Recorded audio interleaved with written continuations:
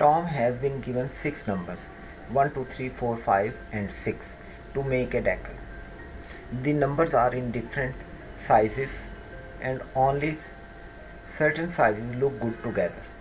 Tom will not combine sizes that will not look good together.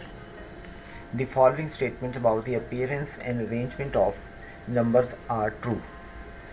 The 2 will not look good with 6.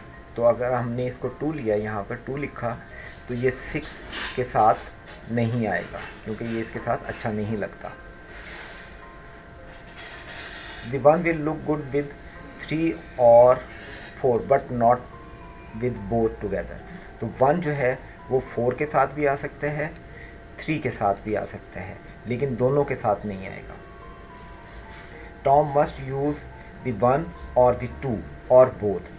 वो 1 को भी choose कर सकता है, 2 को भी, या दोनों को बोथ भी कर सकता है. Tom may use only 3 symbols on the decal. इनमें से 3 नंबर आपने चूज़ करने हैं. Tom जो है इसमें से 3 नंबर्स यूज़ कर सकता है. क्वेश्चन है इफ़ 6 इज़ चोज़न.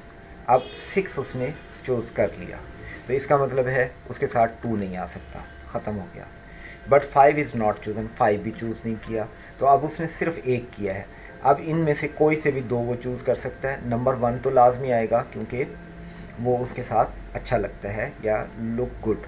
तो या तो 1 के साथ 4 आएगा या फिर 3 आएगा, यानी कि 2 सेट्स बन सकते हैं 6, 1, 4 और 6, 1, 3.